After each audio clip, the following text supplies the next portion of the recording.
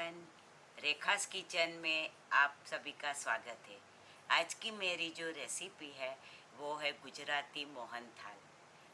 उसके लिए हमें जो इंग्रेडिएंट्स चाहिए वो है बेसन।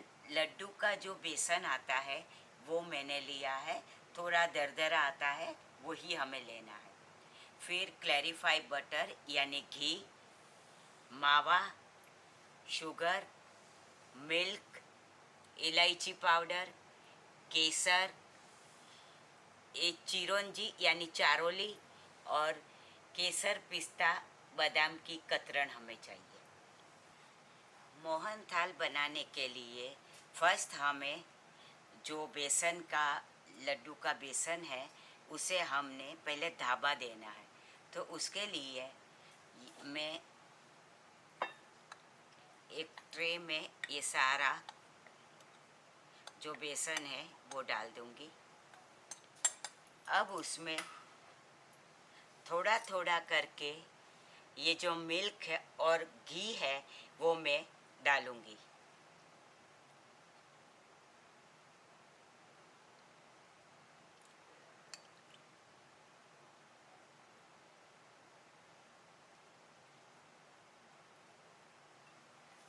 अब उसे अच्छी तरह मिक्स कर दूंगी।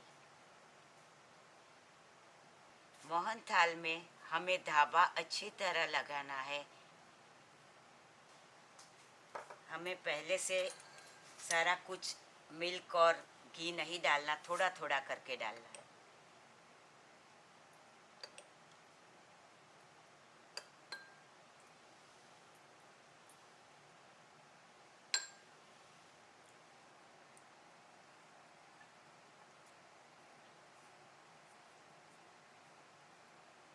अब हमने मोहन थाल के लिए अच्छी तरह ढाबा उसको दे दिया है और अब मैं उसे ऐसी जो छन्नी आती है उसे मैं छान लूँगी। छन्नी में हमें इसी तरह छान लेना है। अब मैंने जो बेसन में धाबा दिया था उसे मैंने अब छन्नी में छान लिया है अच्छी तरह, ये देखो ऐसा। और उसे ऐसे अच्छी तरह करके उसे हमें 15 या 20 मिनट तक उसे रेस्ट देना है। फिर बाद में मैं उसे सेकूंगी। धाबा को मैंने रेस्ट लेने के लिए रख दिया है।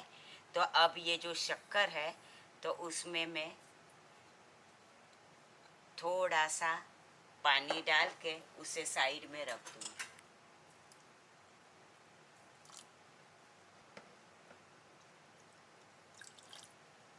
शुगर में मैंने 1 कप जितना पानी डाला है और उसे मैं साइड में रख दूंगी। अब मैं थोड़ा सा घी डालूंगी।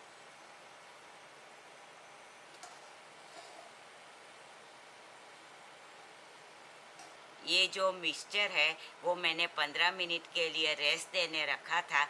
अब ये जो हमारा क्लैरिफाई बटर है उसमें मैं डाल दूंगी। अब हमें इसे धीमी आंच पे चलाते रहना है जब तक वो थोड़ा सा लाइट ब्राउन और अच्छी तरह वो पक न जाए, तब तक उसे हमें चलाते रहना है। ऐसे ही हमें स्लो टू मीडियम आंच पे उसे चलाते रहना है। 25 या 30 मिनट तक हमें ऐसे चलाते रहना, जब तक वो लाइट ब्राउन उसका कलर ना आ जाए तब तक। अब हमारा जो मिक्सचर है वो अच्छी तरह हो चुका है और उसका देखिए ऐसे कलर भी लाइट ब्राउन जैसा हो चुका है और हल्का हल्का सा हो चुका है। तो अब ये हमारा रेडी है सेक के। अब मैं चाशनी बनाऊंगी। अब मोहन थाल के लिए हम चाशनी बनाएंगे। ये जो शक्कर थी उसमें मैंने थोड़ा सा 1 कप जितना पानी डाल के फिर उसे मैंने भिगो के रखा था। अब उससे मैं ये चाशनी बनाऊंगी।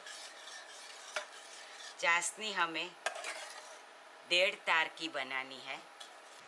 अब इसमें मैं थोड़ा सा 1 चम्मच जितना दूध डालूंगी, तो उसमें जो कुछ भी उसका कालापन होगा वो निकल जाएगा।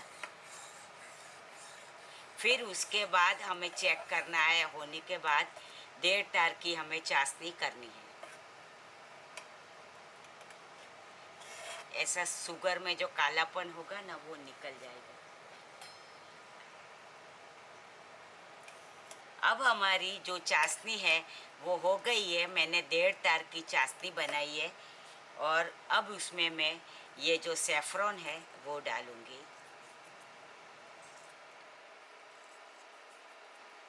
और ये जो मैंने खोया लिया था वो भी मैं साथ में चाशनी में डाल दूंगी।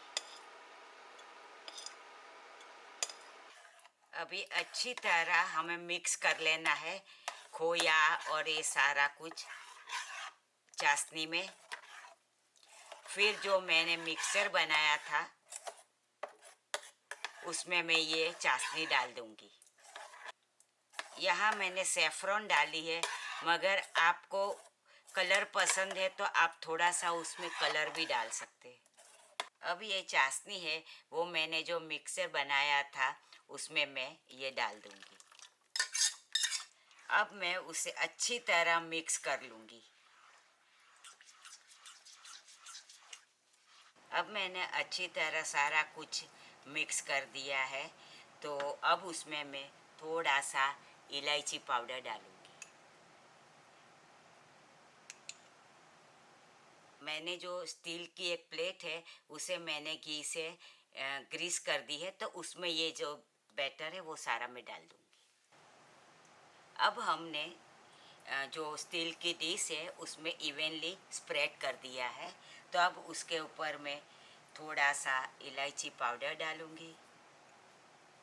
थोड़े से ये जो मैंने बादाम और पिस्ता के कतरन बनाए थे वो मैं डालूँगी।